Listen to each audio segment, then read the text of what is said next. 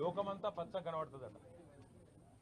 అట్లాగే అవినీతి పరులకి, అడ్డమైన పనులు చేసే అలవాటున్న వాళ్ళకి 50 లక్షల రూపాయలతో దొరికిన దొంగలకి, పొలిటికల్ బ్రోకర్లకి ప్రతి పనిలోనూ అవినీతి, ప్రతి కార్యక్రమంలో కూడా ఎంతో కొంత చేతులు మారింటదనే ఒక మూర్ఖపు, తెలివి తక్కువ ఆలోచన వాళ్ళకు ఉంటుంది.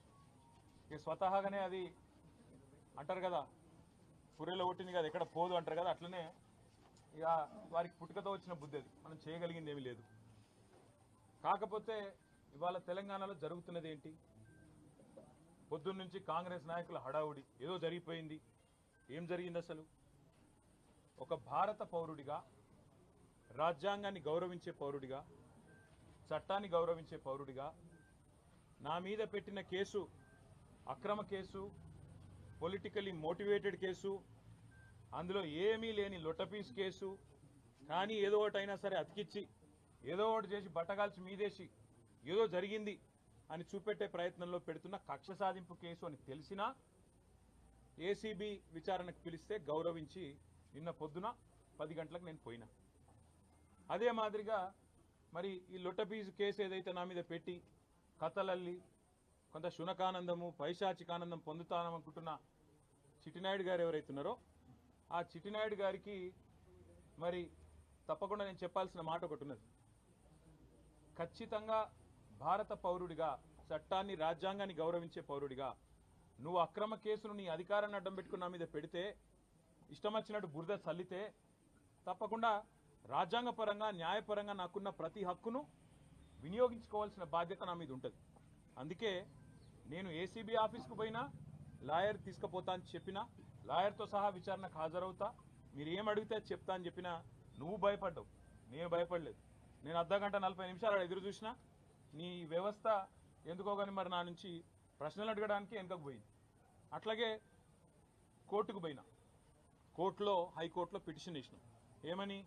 ఇది అక్రమ కేసు, ఎఫ్ఐఆర్ తప్పు, ఎఫ్ఐఆర్ అనవసరపు సెక్షన్లు, అక్కర్లేని సెక్షన్లు ఇష్టం వచ్చినట్టు పెట్టినారని చెప్పి వాదించినాం. సరే, కోర్టు ఏ కారణం చేతనైతే, ఎందుకంటే న్యాయ వ్యవస్థ మీద మాకు సంపూర్ణమైన గౌరవం ఉంది, న్యాయమూర్తుల మీద సంపూర్ణమైన విశ్వాసం కూడా ఉంది.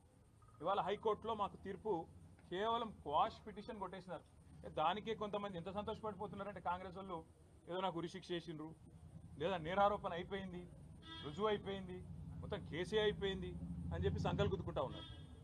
ఆ సన్నాసులకు నేను చెప్పేది ఏంటంటే, ఇది స్టార్టింగే, ఇప్పుడేం తాగమైతే ఎట్లా? మేము ఆల్రెడీ హైకోర్టులో ఏదైతే క్వాష్ పిటిషన్ కొట్టేసిండ్రో దాని మీద సుప్రీంకోర్టుకు పోయినాం. సుప్రీంకోర్టులో మ్యాటర్ ఉన్నది. ఇప్పుడు అది ఎప్పుడు వస్తుందో వస్తుంది. అది సుప్రీంకోర్టు ఎట్లా నడుస్తుందో ఆ పద్ధతి ప్రకారం 2 రోజుల్లోనో, 3 రోజుల్లోనో, వారం రోజుల్లోనో ఎప్పుడు వస్తుందో వస్తుంది. అక్కడ కూడా న్యాయ పోరాటం చేస్తాం. అట్లాగే నిన్న మీరు ఏదైతే నా హక్కులకు భంగం వాటిల్లే విధంగా వ్యవహారం చేసినారో, నేను విచారణకు చట్టాన్ని గౌరవించే పౌరుడిగా హాజరై అక్కడ ఏ సమాధానం అడిగినా చెప్తానని పోయినప్పుడు లాయర్లతో రావద్దంటారు. నేను చెప్పిన మీరు దొంగలు, ఎందుకంటే మీరు గిట్లనే చేసింది ఇదివరకు కూడా. పాపం మా పట్నం నరేందర్ రెడ్డి ఆయన ఇయ్యని స్టేట్మెంట్ ఇచ్చినట్టు బుకాయించి వెంటనే మీడియాలో లీకులు ఇచ్చే దౌర్భాగ్యులు మీరు. నేను నమ్మను మిమ్మల్ని, మా లాయర్ బరాబర్ ఉండాలని అడిగిన. రేపు అందుకే కోర్టుకు కూడా పోతున్నా, హైకోర్టుకు కూడా. నాకు న్యాయవాదుల సమక్షంలో విచారణ జరగాలి అని కోరుతూ హైకోర్టుకు పోతున్నా. తప్పేమున్నది అందులో? న్యాయ వ్యవస్థను తప్పకుండా నాకు ఇవాళ ప్రాధేయపడి వారిని అడిగి నాకు ఈ దుర్మార్గుల నుంచి చట్టపరమైన రక్షణ కల్పించడానికి అడుగుతున్నాను. నేనేం వేరే అడుగుతలేను కదా, ఆ పని చేస్తున్నాను. దానికి కూడా కాంగ్రెస్ వాళ్ళకు ఏమేమో ఆగమాగం అయిపోతున్నారు. ఇక కొంతమంది మంత్రులు అయితే వాళ్ళే న్యాయమూర్తులు అయిపోతున్నారు, వాళ్ళే శిక్షలు వేస్తున్నారు, వాళ్ళే చెప్పేస్తున్నారు నెక్స్ట్ ఏం జరగబోతుంది, ఇదేమవుతుంది, అదేమవుతుంది. వాళ్ళకి నేను చెప్తా ఉన్నా, ట్రయల్ మీడియాలో జరగదు, ట్రయల్ సెక్రటేరియట్లో జరగదు, ట్రయల్ మంత్రుల పేషీల్లో జరగదు, ట్రయల్ న్యాయస్థానాల్లోనే జరుగుతుంది. గతంలో మీరు ఇట్లాంటివి అనుభవాలు ఎదుర్కొన్నప్పుడు మీరు కూడా కోర్టుకే పోయినారు, మేము కూడా ఇప్పుడు కోర్టుకే పోతున్నాం. దానికి ఇంత గగురుపాటు, ఉలికిపాటు ఎందుకో మంత్రులకు నాకు అర్థం కావడం లేదు. మళ్ళా చెప్తా ఉన్నా, అర పైసా అవినీతి కూడా జరగలేదు, రూపాయి అవినీతి కూడా జరగలేదు. మళ్ళీ చెప్తా ఉన్నా, తెలంగాణ కోసం, తెలంగాణ ఇమేజ్ను ఆకాశమంత ఎత్తుకు తీసుకుపోవడం కోసం భారతదేశంలో మాత్రమే కాదు, ప్రపంచ పటంలో హైదరాబాద్ని ఒక విశ్వనగరంగా ప్రతిష్ఠించడం కోసం తీసుకున్న నిర్ణయం తప్ప ఏమీ ఆశించి కానీ మీలాగా ఏదో వెనకాల గుడుపుటాన్ని చేసుకొని చేసిన పని కానే కాదు. ఇక్కడ మొబిలిటీకి కేంద్రంగా భవిష్యత్తులో ఎలక్ట్రిక్ వాహనాలు ఏవైతే వస్తున్నాయో వాటన్నిటికీ ప్రధాన కేంద్రంగా హైదరాబాద్ను తెలంగాణను తీర్చిదిద్దాలనే ఒక ఉత్కృష్టమైన ఆలోచన చేసినాం తప్ప మీలాగా నికృష్టమైన ఆలోచనలు మాకు లేవు. మళ్ళీ చెప్తా ఉన్నాను, మీలాగా దివాలాకోరు పనులు చేయాల్సిన కర్మ మాకు లేదు. 110% మళ్ళీ చెప్తున్నా, మీరు ఏ రకంగా వచ్చినా ఏ విచారణకు రమ్మన్నా నేను వస్తాను. ఎల్లుండి 9వ తారీఖు నాడు కూడా లాయర్లతో మరి రేపు హైకోర్టు రిలీఫ్ ఇస్తే, నాకు అవకాశం ఇస్తే, హైకోర్టు మా వాదనను మన్నిస్తే, లాయర్లను అనుమతిస్తే లాయర్లతో పోతా అటెండ్ అవుతాను. ఈడీ కూడా పిలిచింది 16వ తారీఖు నాడు, తప్పకుండా వారి దగ్గర కూడా పోతాను. వారు కూడా ఏమడిగినా సమాధానం చెప్పడానికి నేను రెడీగా ఉన్నాను. నాకు దాపరికము లేదు, నాకు దాయాల్సింది కూడా ఏం లేదు. నిజాయితీకి ధైర్యం ఎక్కువ. తప్పకుండా నేను ముమ్మాటికి ఒక తెలంగాణ బిడ్డగా, రేషం గల్ల బిడ్డగా, ఏ తప్పు చేయని అనా పైసా అవినీతి చేయని బిడ్డగా చెప్తా ఉన్నా, ఏ విచారణ అనేది ఎదుర్కోవడానికి నేను సిద్ధం. ఇందులో శశబిషలు లేవు. ఈరోజు కొంతమంది ఏదో శునకానందం పొందుతున్నారు, ఏదో జరిగిపోయింది వాళ్ళకు కూడా నేను చెప్తా ఉన్నా, ఇది కేవలం ఆరంభం మాత్రమే. ఒక మీ పిటిషన్ను మీ విచారణను కొనసాగించుకోమని చెప్పింది హైకోర్టు తప్ప హైకోర్టు ఏమీ నాకు శిక్ష వేయలేదు, నేనేం నేరం చేసినా అని చెప్పలేదు, లేదా నేనేదో తప్పు చేసినట్టు అంతకంటే చెప్పలేదు, కనీసం స్కామ్ అన్న మాటను కూడా వాడలేదు. కాబట్టి నేను పాత్రికేయ మిత్రులను కూడా కోరుతా ఉన్నా, ఇదిగో పులి అంటే అదిగో తోక, దయచేసి ఆగం కాకండి. ముఖ్యమంత్రి నోట్లకెళ్ళి వచ్చేటి అన్నీ వేదవాక్కులు కావు. ఆయన చెప్పేటి, ఆయన ముఖ్యమంత్రి ఆఫీస్కి వెళ్ళి వచ్చేటిదన్నీ లీకులన్నీ అవేమి భగవద్గీత సూక్తులు కావు. చాలా చాలా లీకులు ఇస్తూ ఉన్నారు. ధైర్యంగా డైరెక్ట్గా చెప్పే ధైర్యం లేదు. నేను ఇంకొక మాట అడుగుతున్నా, మాకు ప్రత్యామ్నాయం ఏముందండి? అసెంబ్లీ సమావేశాలు జరుగుతున్నాయి, మేము అడిగినాం చర్చ పెట్టు అసెంబ్లీలో అని, నువ్వు పారిపోయినావు, నీకు నన్ను ఎదుర్కొనే ధైర్యం లేదు. ఈ కేసు విషయం 4 కోట్ల ప్రజల ముందు చర్చ పెడదాం రాయనాయన అంటే రాలేదు. ఇప్పుడు కూడా అడుగుతున్నారు రేవంత్ రెడ్డి, నువ్వు మగాడివైతే నీ జూబ్లీ హిల్స్ ప్యాలెస్లో చర్చ పెట్టు, లైవ్ టీవీలు ఇట్లనే పెట్టు, నేను వస్తా. ఇవ్వలేదో ప్రజలు చూడండి, నో ప్రాబ్లం. తర్వాత నువ్వు ఏసీబీ పంపుతావా, ఈడీ పంపుతావా, ఇంకోటి పంపుతావా, దానికి కూడా హాజరవుతా, నాకేం అభ్యంతరం లేదు. కానీ నేను తప్పు చేయలేదు, అనా పైసా అవినీతి చేయలేదు. కాబట్టి ఆ ధైర్యంతోనే చెప్తున్నా, న్యాయస్థానాల్లో న్యాయ పోరాటం చేస్తా. ఒకవైపు న్యాయ పోరాటం చేస్తూనే ఈరోజు ఉదయం నుంచి మా నాయకులు పాపం చాలామంది, వందలాది మంది వివిధ నియోజకవర్గాల నుంచి ఇక్కడికి వచ్చినారు. వారందరికీ ముందుగా నా ధన్యవాదాలు. వారందరికీ నేను ఒకటే చెప్పాను, నేనేం చెప్పినా అంటే, వాళ్ళు ఏం చేసినా మీరు పట్టించుకోకండి. ఈ కేసు విషయంలో వాళ్ళ ఇంట్రెస్ట్ ఫార్ములా ఈ, మా ఇంట్రెస్ట్ ఫార్మర్. ఆయన ఇంట్రెస్ట్ ఫార్ములా, మా ఇంట్రెస్ట్ ఫార్మర్. మేము రైతు భరోసా గురించే మాట్లాడతాం. నువ్వు డైవర్షన్ కోసం ఏం చేస్తున్నావో మాకు తెలుసు. నీకు తెలిసిందే కాదు, ఒకటి డిస్ట్రాక్షను, డిసెప్షన్. ఈ మూడే తెలుసు నీకు. డిస్ట్రాక్షను, డిసెప్షన్, విధ్వంసము, అటెన్షన్ డైవర్షను, మోసం.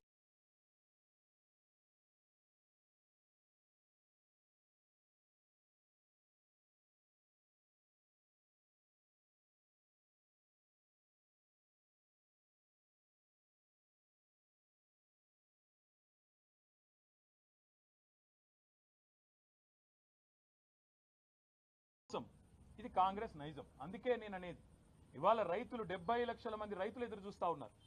మాకు ఎప్పుడు వస్తుంది రైతు భరోసా? కేసీఆర్ సార్ 12 సార్లు ఇచ్చిండు, చిట్టినాయుడు గారు ఒక్కసారి కూడా ఇవ్వలేదు, ఈసారన్నా ఇస్తాడా, మాట నిలుపుకుంటాడా సంవత్సరం తర్వాతనన్నా అని తెలంగాణ రైతులు ఇవాళ కళ్ళు కాయలు కాసాడు చూస్తున్నారు. వాళ్లకు న్యాయం చేయడానికి కొట్లాడమని చెప్పి మా నాయకులందరికీ చెప్పిన. నా గురించి మర్చిపోండి, న్యాయ పోరాటం నేను చేస్తా, నేను తప్పు చేయలేదు, ఆయన నన్ను చేయలేడు. ఆయన ఎన్ని రకాలుగా కక్ష సాధింపు ప్రయత్నం చేసినా ఏమీ సాధించలేడు, శోధించలేడు. మీరు దయచేసి రైతుల సబ్జెక్టు మాత్రమే మాట్లాడండి అని ఉదయం నుంచి నన్ను కలిసిన ప్రతి నాయకుడికి నేను చెప్తా వచ్చింది. పార్టీ నిర్మాణం మీద దృష్టి పెట్టండి, 6 గ్యారంటీల అమలులో ప్రభుత్వం ఫెయిల్ అయిన విధానం మీద దృష్టి పెట్టండి. ఖచ్చితంగా ఈ అటెన్షన్ డైవర్షన్ గేమ్ ఏదైతే కాంగ్రెస్ ప్రభుత్వం ఆడుతుందో, కాంగ్రెస్ పార్టీని, చిట్టినాయుడిని పూర్తి స్థాయిలో వాళ్ళ బండారాన్ని బయటపెట్టి మరి బజార్లలో ప్రజల ముందు ఎండగట్టండి. ఆడబిడ్డలకు ఇస్తానన్న 2500, అదేవిధంగా పెద్ద మనుషులకు ఇస్తానన్న 4000 పెన్షన్లు ఎప్పటి నుంచి ఇస్తామని చెప్పి నిలదీద్దాం. ఆ దిశగా కార్యాచరణ చేద్దాం తప్ప ఏ రకంగా కూడా పొరపాటున కూడా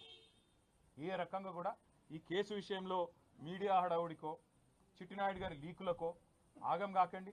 ఈ మీడియా వాళ్ళు మీ బాధ నేను అర్థం చేసుకోగలుగుతా. 24 గంటల న్యూస్ ఛానళ్ళు మీరు నడపాలి, అది గిర్రగిర్ర తిరగాలి, ప్రతి నిమిషం కొత్తదనం కావాలి. ఇక అవన్నీ తప్పదు. మీ బాధ నేను అర్థం చేసుకోగలుగుతా, మీ తప్పు కాదు. కాకపోతే నేను మీతో ప్రార్థించేది కూడా దయచేసి ఈ కేసు విషయంలో చూపెట్టే ఇంట్రెస్ట్ ఆ రైతుల బాధ గురించి చూపెట్టండి. ఈ కేసు విషయంలో చూపెట్టే ఇంట్రెస్ట్ ప్రజల బాధలు, హైడ్రా బాధితులు, మూసీ బాధితులు, వాళ్ళే కూడా చూపెట్టండి. దయచేసి వాళ్ళ బాధలు కూడా చెప్పండి. 6 గ్యారంటీలు ఫెయిల్ అయ్యి సంవత్సరం తర్వాత అటెన్షన్ డైవర్షన్ కోసం పడుతున్న పాటల గురించి కూడా అప్పుడప్పుడు వాళ్ళు చేస్తున్న ఫీట్ల గురించి కూడా చెప్పండి. ఆత్మహత్యలు చేసుకుంటున్న ఆటో డ్రైవర్లు, చనిపోతున్న నేతన్నలు, వాళ్ళ గురించి కూడా చెప్పండి. గురుకుల పాఠశాలల అధ్వాన పరిస్థితుల గురించి కూడా దృష్టి సారించండి అని చెప్పి కూడా కోరుతూ, న్యాయపరంగా చట్టపరంగా భారత పౌరుడిగా రాజ్యాంగం నాకు ఇచ్చిన హక్కును, రాజ్యాంగం అంటే అంబేద్కర్ గారు రాసిన రాజ్యాంగం, అనుల వారి రాజ్యాంగం కాదు, అంబేద్కర్ గారు రాసిన రాజ్యాంగం ఇచ్చిన హక్కు నేను తప్పకుండా విధిగా వాడుకుంటా. ఎన్ని న్యాయస్థానాలకు పోవాలనో పోతా. దానికి మంత్రులకేం కడుపు నొప్పి నాకైతే అర్థమైతలేదు. తప్పకుండా నాకు విశ్వాసం భారత న్యాయ వ్యవస్థ మీద ఉన్నది. 100కు 100% అల్టిమేట్గా ధర్మం గెలుస్తుంది, న్యాయం గెలుస్తుంది, నిజం నిలకడ మీద తెలుస్తుంది. మనం నిజం కడప దాటి బయటకు వచ్చే లోపల అబద్ధం ఊరంతా తిరుగుతుందని చెప్తారు. పొద్దునుంచి చాలా మంది కాంగ్రెస్ వాళ్ళు అబద్ధాలు తిరుగుతున్నాయి. దయచేసి మీరు నిజం చెప్పడం, మీరు కూడా నిజం చూపెట్టడం స్టార్ట్ చేయాలని చెప్పి కూడా కోరుతూ, మీ అందరికి కూడా పొద్దున్న నుంచి చాలా ఓపికగా ఇక్కడ ఉన్నందుకు మీ అందరికి కూడా ధన్యవాదాలు.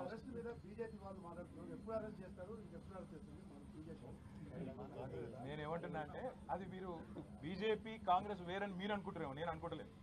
ఇక్కడ బీజేపీయే రక్షణ కవచం లాగా కాంగ్రెస్ కు పనిచేస్తున్నది. బీజేపీ కాంగ్రెస్ ఏ టీము బి టీము, ఎవరు ఏ బి టీము మాకు తెలియదు. కానీ ఇవాళ మొత్తం ఇట్లా అలుముకొని ఒకరినొకరు మంచిగా పెనవేసుకున్న బంధంతో కలిసి పనిచేస్తున్నారు. ఆయన కేసు పెడతాడు, ఇక్కడికి వెళ్ళి కాకిరి బీకిరిలో వీళ్ళు స్టార్ట్ చేస్తారు. ఇవన్నీ మాకు కొత్త కాదు. ఇవన్నీ గతంలో కూడా చూసినాం, భవిష్యత్తులో కూడా చూస్తాం. ఇద్దరిని గతంలో చిత్తు చేసే 2 సార్లు అధికారంలోకి వచ్చినాం. భవిష్యత్తులో కూడా ప్రజల ఆశీర్వాదంతో, ప్రజల దయతో కేసులు ఎదుర్కొంటాం. న్యాయ వ్యవస్థ ద్వారా ప్రజాక్షేత్రంలో ఈ 2 పార్టీలను కూడా ఎదుర్కొంటాం. Thank you.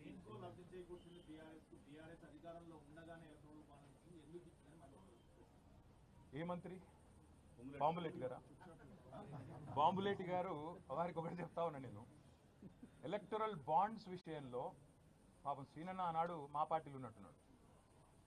ఎలక్టరల్ బాండ్స్ విషయంలో పొంగులేటి శ్రీనివాసరెడ్డి గారికి నేను ఒక సూటి ప్రశ్న అడుగుతున్నా.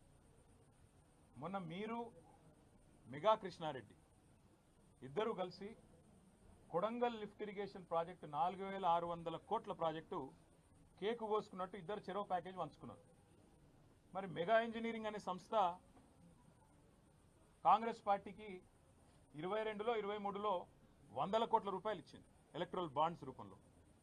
మరి ఇవాళ నేను అంటే ఇది క్విడ్ ప్రో కో. మెగా డబ్బులు ఇచ్చింది, అందుకే రేవంత్ రెడ్డి కొడంగల్ లిఫ్ట్ ఇరిగేషన్ ఇచ్చిండు, మీరు కూడా డబ్బులు ఇచ్చిండు, కాబట్టి రాఘవ ఇంజనీరింగ్ కూడా ఆయన పని ఇచ్చిండు అంటే మీకు సమ్మతమేనా? నంబర్ 1. నంబర్ 2, గ్రీన్కో అనే సంస్థ ద్వారా ఎలక్టరల్ బాండ్స్ అందుకోని పార్టీ, రాజకీయ పార్టీ తెలంగాణలో ఏదైనా ఉందా? ఒక బీఆర్ఎస్కే ఇచ్చిండ్రా? కాంగ్రెస్కి ఇయ్యలే, బీజేపీకి ఇయ్యలే, టీడీపీకి ఇయ్యలే, వైసీపీకి ఇయ్యలే, మరి అందరికి ఇచ్చిండ్రు కదా. మా మీద ఏడుపెందుకు? ఇంకోటి నేను అడిగేది, క్విడ్ ప్రోకో అంటే ఏంటంటే అసలు ఆ మాటకు అర్థం తెలుసు ఆయనకు? క్విడ్ ప్రోకో అంటే నీకింత నాకింత. సరే ఆయన నాకు ఇచ్చిండు అనుకుందాం, నేనేమో ఆయనకి ఇచ్చిన? చెప్తాడా? రుజువు చేస్తావా? ఆయనకి ఏమొచ్చింది ఇలా? మీరు చెప్పురు నాకు, దయచేసి నాకేం అర్థమవుతుంది. క్విడ్ ప్రోకో అనే మాటకి ఏంది? నీకు ఇది నాకు అది. సరే ఆయన నాకు ఇచ్చిండు, నేను ఆయనకి ఏమి ఇచ్చిన భయ్ చూపెట్టు. దానికి అర్థం ఉంది. ఇలా పేపర్లు తాటికి ఆయన అక్షరాలతో రాసిన క్విడ్ ప్రోకో అని. రాసేటప్పుడు 1-2 సార్లు చూసుకోవాలి కదా ఏం రాస్తున్నాం, అది ఇంగ్లీష్ మాటనా లాటిన్ మాటనా, అంటే దాని తాత్పర్యం ఏంది, దాని అర్థమైంది, 1-2 సార్లు చూసుకోవాలి దయచేసి. ఇప్పుడు మంత్రి చెప్పిండు, ముఖ్యమంత్రి లీక్ ఇచ్చిండు, లీక్ వీరుడు చెప్పంగానే మేము రాసేస్తాం. ఇట్లయితే ఇట్లా అడ్వర్టైజ్మెంట్ల కోసం ఇట్లనా? దయచేసి నేను కోరేది మీడియాను కూడా మీరు 1-2 సార్లు ఫ్యాక్ట్ చెక్ చేయండి బాధ్యతగా. ఎందుకంటే యువర్ 4th ఎస్టేట్, డెమోక్రసీలో 4వ స్తంభం మీరు. ఒక స్తంభం అబద్ధాలు ఆడుతుంటే, దాగుడు ముత్తలు ఆడుతుంటే, సగం సగం ఇన్ఫర్మేషన్ ఇచ్చి అర్ధసత్యాలు ప్రచారం చేసే ప్రయత్నం చేస్తుంటే దాన్ని ఫ్యాక్ట్ చెక్ చేయకపోతే తప్పు కదా. ఎక్కడ క్విడ్ ప్రోకో? నేను ఈరాలని సూటిగా అడుగుతున్నా. మెగా ఇంజనీరింగ్ అనే సంస్థ మాకు కూడా ఇచ్చిందండి, అది కూడా చెప్తున్నాను. మళ్ళీ ఇంకేదో దివాలా కోర్ స్టోరీ స్టార్ట్ చేస్తారు. లేకపోతే అందరికి ఇచ్చిండు ఆయన. కాంగ్రెస్కి ఇచ్చిండు, బీజేపీకి ఇచ్చిండు, టీఆర్ఎస్కి ఇచ్చిండు, అందరికి ఇచ్చిండు. మరి మెగా ఇంజనీరింగ్ ఆ రోజు పైసలు ఇచ్చింది కాంగ్రెస్కు, తర్వాత రేవంత్ రెడ్డి కొడంగల్ లిఫ్ట్ ఇరిగేషన్ ఇచ్చిండు. మరి అది క్విడ్ ప్రో కోనా? ఇవి రేపు నాకున్న సమాచారం మేరకు మల్లన్న సాగర్ నుంచి 4,000 కోట్ల ప్రాజెక్టు మెగా ఇంజనీరింగ్కే రాబోతుందని నాకున్న సమాచారం హెచ్ఎండబ్ల్యూఎస్లో. అది కూడా క్విడ్ ప్రో కోనా? హైదరాబాద్కు తాగునీటి ఏదో చెప్తున్నారు కదా, మూసీ అని ఉన్నది, మూసీ ప్రాజెక్ట్ అని మాట్లాడుతున్నారు, అది కూడా ఆల్రెడీ మెగాకు మాట్లాడినట్టు. ఇదంతా కూడా క్విడ్ ప్రో కోనా?